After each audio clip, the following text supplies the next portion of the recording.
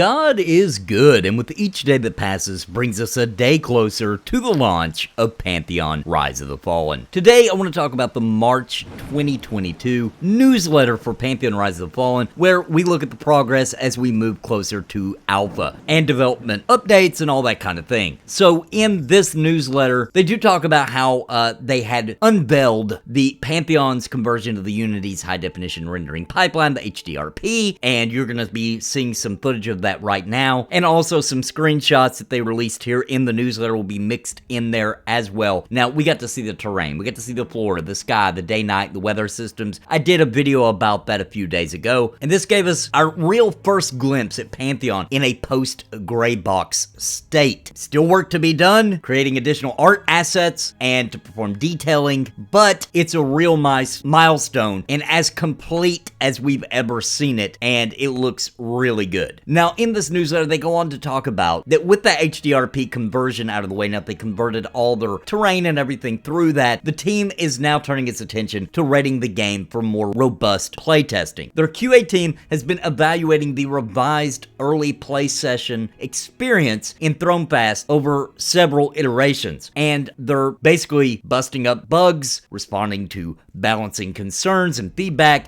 and making adjustments as needed to make sure that experience is exactly what they want for their design goals for alpha and for beyond. Now, they say that the process has led to a number of preliminary improvements to the user experience that comes in the form of UI updates, also combat feedback, and while those aren't revisions to the UI itself, what it means is that they have begun to make those adjustments to where and what kinds of information is being presented to the player in the context of their existing UI. So a stronger onboarding experience for players and better readability of events in combat. Now, their push towards being playtest ready also includes wholly dedicating their programming resources to the next major milestone, the long-awaited integration of networking. So once they have their new networking solution in place, they'll have the full scalable infrastructure ready to handle player loads for alpha, beta, and launch. This will be a major milestone for Pantheon Rise of the Fallen, and they're super excited and announce in this newsletter that this focused work on networking has begun and will not stop until it is finished. And they add as a side note that in addition to the massive improvements in player load scalability, performance, and stability, completing this network phase will allow for several other aspects of development to be finalized, and that includes their pet system, charms, full-scale range combat mechanics, and the rest of the classes that have been on hold due to the dependence on a better networking scaling. So very exciting times indeed, they say. Now, this is super exciting. The network stack is kind of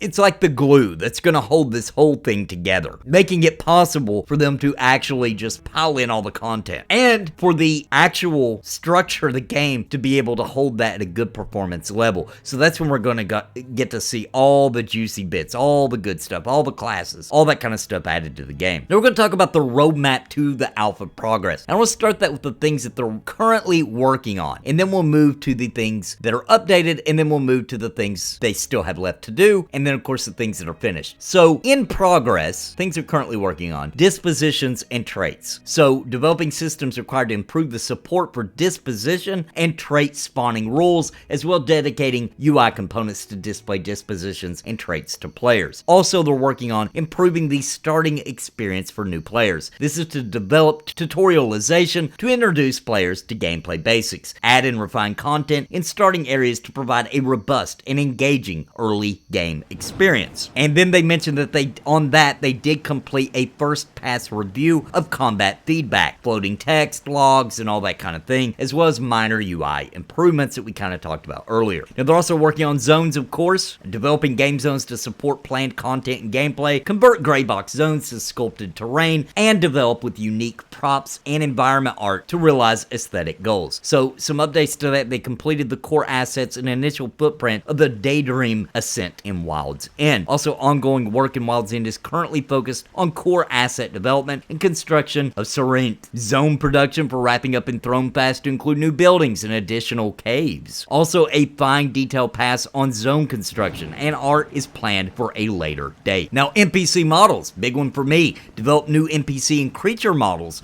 for use in world population and content development. That's huge, and I can't wait to start seeing those really kind of populate the world. Also in progress is general 3D assets, developing 3D assets for equipable weapons, armor, and various non-environment world props. Then they add to that their new material variations has been propagated out to pre-existing weapon models. So basically, the weapons models that were already there, they've taken those material variations we've seen a few months ago, and now they're applied to those weapons. Now also, the model review and refinements to pre-existing weapons have taken place during this process as required. Also in progress is animations, so develop player and NPC animations to support locomotion, combat, emotes, and other gameplay. Now some updates to that is the one-handed slashing idle animation is being mapped to existing attack animations for synchronization. Also initiated implementation of unique idle animations for staff-wielding monks and related attack animations. Also selected 6 new casting animation concept candidates for initial implementation, and exploration of further casting animation concepts is ongoing. For audio, the entire audio thing is in progress, so develop environmental soundscapes, create unique sound effects for players and NPCs, and introduce ambient and signature music. So pre-existing audio, music, impact, sound effects, all that kind of thing has been migrated to the HDRP project. And we did get to hear a little bit of that in the last stream, a little bit of the night sounds, the rain sounds, and all those kind of things, which in my opinion sounded really great. Now let's look at the things that have been completed in the road to alpha. NPC combat awareness is completed, so support for advanced NPC decision making and tactics based on their knowledge of the surrounding environment. So ongoing combat awareness content will be added to the game as more NPCs and encounters are developed on the road to alpha. Also completed is the asset and terrain streaming. So this is development of technology to support performant streaming, both client and network, of game assets, visuals, and server data. The HDRP conversion is completed. So this is their conversion of their existing project to this new rendering pipeline to allow for higher definition graphics, more powerful rendering tools, and improved client performance. So sky, lighting, and weather systems are integrated. Virtual effects conversion is completed. Also, work is ongoing to update existing virtual effects and create new VFX within the HDRP framework. They also say look for further enhancements in the terrain texturing and details down the road as more polished passes occur. So a lot of people notice, like the ground itself, the actual terrain looked a little weird. The texturing isn't quite on that yet, and that's why you're seeing that what appears to be kind of a low-res model. Let's talk about the things they still have left to do. Pets. So the development of the system and user interface required to support permanent and temporary player-controlled minions. So scheduled for implementation once the new networking is in place. As I said earlier, they do for some of these things, they can't even begin to do those realistically until the networking stack is in place to be able to support those kind of things. Also, ability loadouts. So development of a tool to allow players to save and load predefined hotbar configurations. That sounds like that may also lean on kind of the network stack. Next up is a perception system. They still have that to do. So while they were able to support preliminary implementations of perception content, additional development is needed for supporting tools and UI required to implement perception and its related features and progression on a larger scale with the quality intended for alpha and beyond. Also, factions. So while the faction system is fully integrated and working, additional development is needed to support leveraging faction for other aspects of gameplay, such as gaining access to specific tasks, storylines, merchants, and more. Then they talk about the climbing improvements. So refinements to the existing climbing system to introduce a climbing specific resource and related UI, associate climbing with an improvable skill, implement new surface types with different climbability challenges, and improve climbing animations. Then we have swimming. So this would be the implementation of a swimming locomotion system, including support for Z-axis movement, so being able to move in a 3D space, and the creation of a new suite of swimming animations, and implementation of a water system. And also they have the acclimation left, which is implement improvements to the acclimation user experience by improving the audio-visual components, improving the UI and glyph acquisition, equipment systems, and implementing additional climates. Also the LFG, or looking for group tool. So develop a UI and supporting infrastructure to allow players to list themselves as looking for a group or looking for additional members using specified criteria in order to find other players to pursue shared gameplay goals. Also the basic guild system, which is to develop a UI and supporting infrastructure to allow players to form guilds with a private chat channel, basic hierarchies, and membership membership management commands. Real quick before we continue, I want to give a major shout out to the members of Napalm. Thanks to their contributions, I can get the equipment and gear that I need to keep this channel ticking, covering MMOs, RPGs, and of course, puppets. If you're interested in becoming a member of Napalm, please click the join button down below. It would be greatly appreciated. And a very special major shout out to the Lords of Napalm,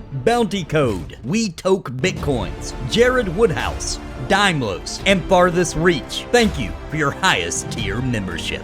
Now onto the video. Then also there's banks. So develop a UI and supporting infrastructure to support the storage and retrieval of items. Player models. Can't get any bigger than this, right? So rig remaining player race models, which would be the Scar, Dark Myrrh, and the Archive, so they can be animated and conform to all non-human races and genders to their entity outfitting system, so they can equip, unequip armor dynamically. So being able to, wear armor, rigged animations, all those kind of things to the Scar, to the Dark Myrrh, to the Archive, getting those player models in our hands. And once again, I really think this probably depends on that networking stack and probably why it hasn't been implemented already. So as you can see, most of these things actually do tie back to that network stack, as they said at the beginning, that is key, right? Like to move this game forward, now it's time to get this networking stack under control. And I've been waiting for this moment that this was the main thing they focused on, because I could be wrong. Anybody could be wrong. Nobody has a way of actually knowing what I'm about to say is completely true. But I do believe this is the